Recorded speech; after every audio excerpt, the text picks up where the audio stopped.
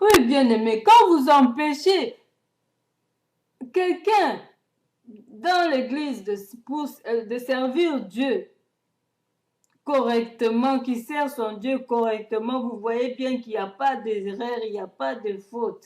Vous êtes en train de le discriminer pour rien, seulement parce que vous voulez le rabaisser et que vous soyez toujours vous les plus forts ou les plus onctionnés, comme on vous appelle, les gens qui sont remplis d'onction.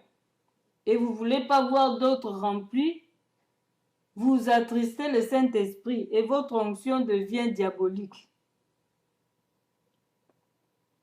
Alors, bien-aimés, n'attristons pas le Saint-Esprit, laissons. Quand vous voyez un frère zélé, au contraire, encouragez-le.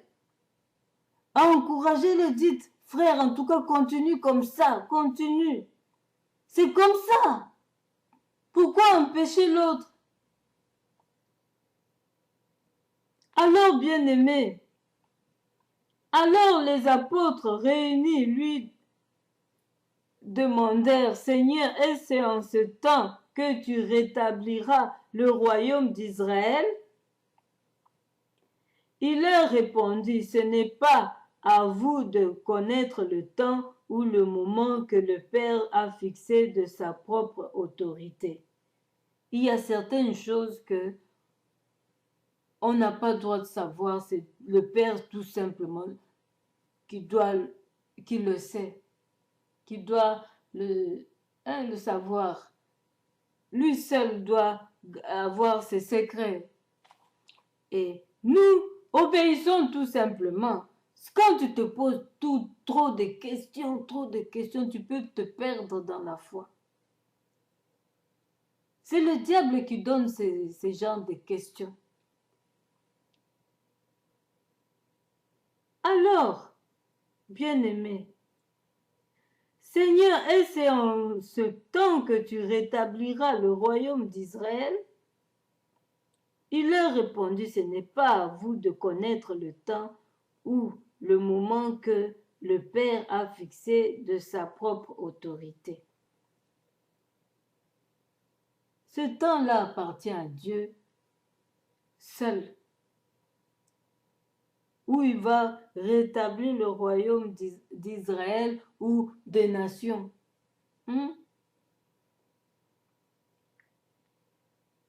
C'est quand il va revenir.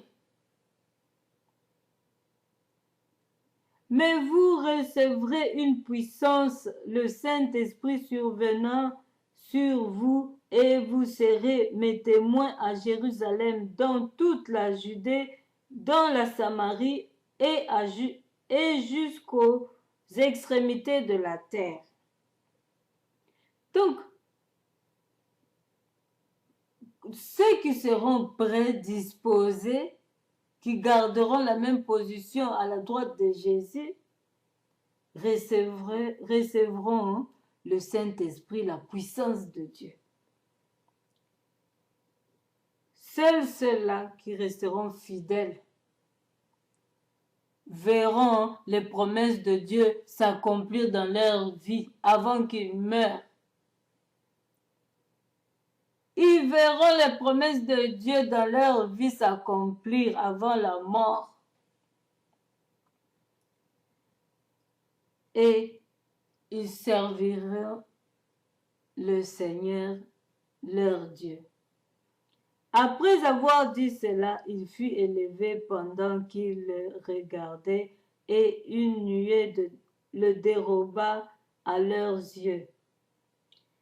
Et comme il avait le regard fixé vers le ciel pendant qu'il s'en allait, voici 2 hommes vêtus de blanc leur apparurent et dit, hommes galiléens, pourquoi vous arrêtez-vous à regarder au ciel? Ce Jésus qui a été enlevé au ciel du milieu de vous reviendra de la même manière que vous l'avez vu allant au ciel. Parce qu'ils étaient là, bien préparés, en prière, ils ont vu les anges vêtus en blanc qui leur ont parlé. c'est Jésus que vous regardez, c'est de la même façon qu'il reviendra. Tout le monde le verra. Tout le monde le verra. Mais en ce moment, vous seulement vous le voyez parce que c'est vous seul qui êtes vraiment en lui. Mais quand il reviendra, c'est toute chair, tout le monde le verra. Et ça sera la fin, le jugement. Et si tu n'es pas préparé, si tu es toujours dans tes charges inutiles, tu portes toujours tes croix inutiles, tes croix de la polygamie, ta croix, tu portes ta croix, on peut surnommer la croix tâche, charge, de l'impudicité, de la prostitution, de l'incrédulité, il y a toutes sortes d'animosités que tu peux transporter sur ton dos. Alors là, tu seras vraiment lourd. Déjà, tu as une croix toi-même. Dis-toi, de péché. Comment veux-tu te rattraper à celui qui est saint? La sainteté avec le péché, la saleté ne peut pas se coller, bien-aimé. Mais si tu as, toi aussi, quand Jésus va venir, lui qui est saint, 3 fois saint, et toi qui a vraiment porté la croix de la sainteté, de la sanctification, vous serez la même chose et ça va, vous allez coller comme des aimants directement, vous allez monter comme Jésus est monté. C'est la puissance de Dieu qui a attiré Jésus vers le ciel. C'est de même pour tous ceux qui seront encore en vie et que Jésus revient. Quand Jésus reviendra, ils vont monter comme Jésus. La puissance de Jésus, de Dieu, va attirer tous ceux qui ont porté leur croix de sainteté, de sanctification, d'obéissance à la parole de Dieu, et ils vont se coller à Jésus et monter. Mais ceux qui auront désobéi aux lois, à la parole de Dieu, aux ordonnances de Dieu, seront lourds tout simplement et ils ne vont pas monter. Et voilà, bien-aimés, ils seront jugés tout de même, parce que ça sera le moment, et ils seront jugés. Chacun sera jugé, et ça sera trop tard. Le temps de la grâce, c'est maintenant. Le temps d'abandonner les mauvaises croix, les mauvaises tâches, les mauvaises œuvres. C'est maintenant, on a le temps de la grâce, c'est maintenant, avant de mourir, avant que Jésus apparaisse. C'est maintenant qu'on a la grâce de changer. Si tu te dis, moi j'attends le moment où je voudrais mourir, là je vais demander pardon. Tu ne sais pas, peut-être c'est cette nuit même que tu mourras. Maintenant, tu vas attendre ça quand? Prépare-toi déjà. Sois prêt, soyons vigilants. Le temps est proche. Il viendra comme un voleur. Préparons-nous chaque jour, chaque instant. Déchargeons-nous du péché. Portons la sanctification comme la croix. Portons le sérieux dans nos vies, sur notre chemin, comme la croix qu'a porté Jésus de nos péchés. Jésus a porté la croix de nos péchés, pas pour y demeurer, mais pour clouer cela, pour vaincre cela. Et il est ressuscité, il est sorti vainqueur de cette croix, du péché, de la malédiction, des envoûtements, des mauvaises œuvres. Et pourquoi toi, tu dois porter la croix du péché pour y demeurer, pour se réjouir? Tu dis que oui, c'est ça la vie. C'est pas une vie, parce que Jésus a cloué ça. Il s'est fait clouer au mont de Golgotha avec cette croix de péché, cette croix de malédiction, cette croix d'animosité, des œuvres mortes. Et il est sorti vainqueur de cette croix pour aller à la place, à la droite du Père, à la droite du Père. Et ses ennemis et cette croix est devenue son marchepied. Les péchés sont devenus ses marchepieds. Et pourquoi toi le péché te domine? Pourquoi ce n'est pas à tes pieds? Parce que tu ne veux pas laisser cette croix, tu ne veux pas clouer cette croix des péchés. Tu ne veux pas abandonner cette croix des péchés.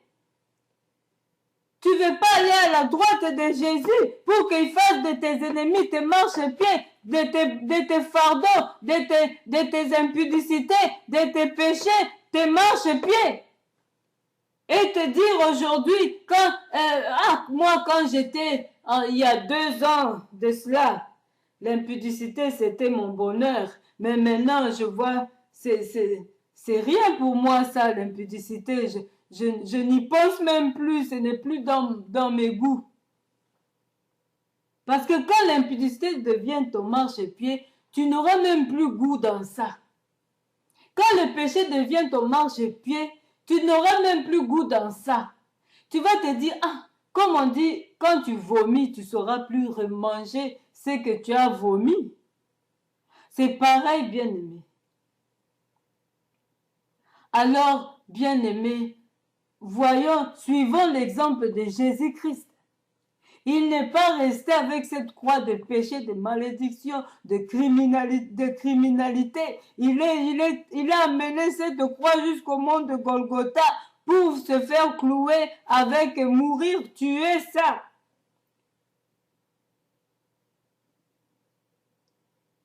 Et vaincre, ressusciter. Bien-aimé, il a abandonné cette croix au mont de Golgotha. Il ne l'a pas amené avec lui. Il a amené une autre croix en allant au Père de la sanctification, de la sainteté, de la victoire du péché. Il a amené cette croix de la victoire du péché, de la victoire de cette croix du péché. Il a vaincu cette croix du péché. Il a amené ça avec lui. Il a amené cette victoire à la droite du Père. Et directement ses ennemis, le Satan et tout, sont devenus ses marchepieds. Il est élevé au-dessus de tout nom. Jésus-Christ, le nom élevé au-dessus de tout nom. Aujourd'hui, si tu cries le nom de Jésus, tu seras sauvé, bien-aimé. Rien qu'en criant ce nom, tu es sauvé, bien-aimé. Il est élevé au-dessus de tout nom, bien-aimé. Comment toi, tes ennemis te dominent toujours jusqu'à présent? Tu es dans le Seigneur 10 ans, 100 ans. Tes ennemis te dominent toujours. Pourquoi? Tu es dans quelle position? Chikabababa. Revois ta position, bien-aimé. Vois dans Hébreux 1, 13. La position que tu dois avoir.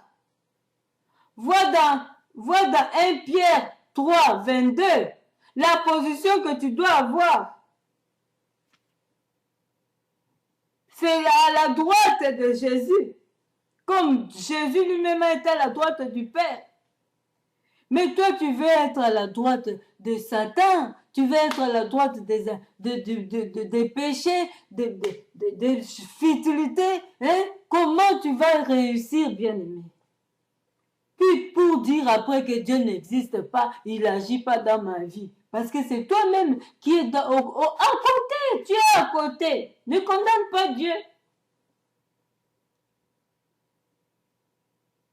et que tu continues à faire la grande gueule, cette gueule-là, cette bouche-là, c'est Dieu qui a créé ça. Un jour, il va te bloquer ça, tu deviendras muet.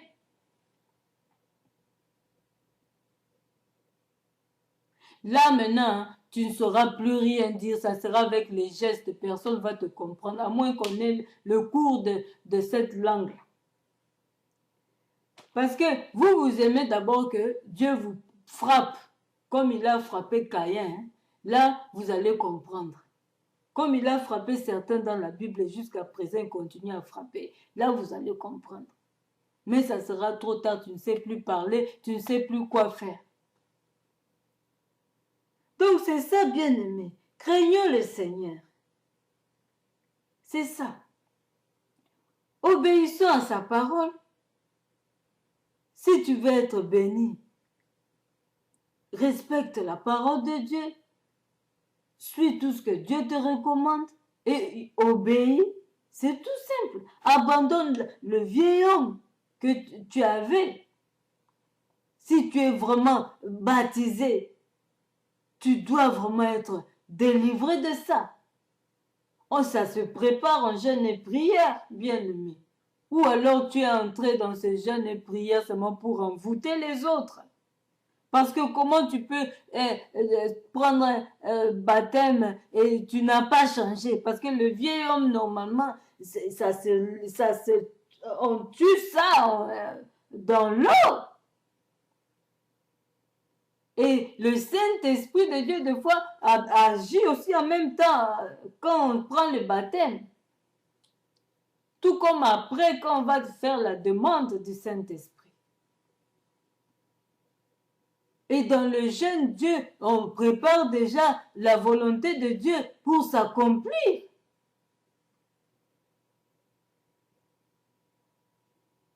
Vois ta position. Parce qu'il y a d'autres qui vont seulement par plaisir, les autres vont faire le jeûne de baptême et ils vont là-bas et d'autres vont vraiment pour envoûter les autres qui n'aient pas leur bénédiction. Ou peut-être tu es dans le camp de ceux-là qu'on a envoûtés pour ne pas avoir la bénédiction le jour du baptême. Sache-le que parmi ceux qui jeûnent là, vous êtes rassemblés, retraite. Sache qu'il y a des gens qui viennent envoûter. Ne soupçonne personne, mais sache que ça peut arriver. Et il faut prier, il faut être vigilant, il faut être prudente pour recevoir ton baptême en vérité. Ne va pas seulement pour le plaisir d'entrer dans l'eau qu'on te touche. Peut-être que tu aimes le pasteur, tu aimerais qu'on te touche par le pasteur. C'est pas ça la vie, hein. C'est pas ça le royaume des cieux. Séduire les hommes de Dieu ou quoi. Ou qu'on te trouve belle avec cette tenue-là qui va se mouiller. Non, c'est pas ça le royaume des cieux. Il faut abandonner cette croix-là dans l'eau. La croix de séduction, là, satanique, il faut abandonner ça dans l'eau. Jésus a cloué ça au mont de Golgotha. Toi, abandonne ça dans l'eau, cette croix-là d'impudicité, de méchanceté, de satanisme, de paganisme. Abandonne ça dans l'eau. Dis-toi comme j'entre. Tout est abandonné ici au nom de Jésus. Et quand tu entres, c'est comme tu as confessé, bien-aimé. Ne va pas faire ça seulement pour faire plaisir aux gens. Vas-y avec détermination, Ça va entrer ici, ça reste ici au nom de Jésus.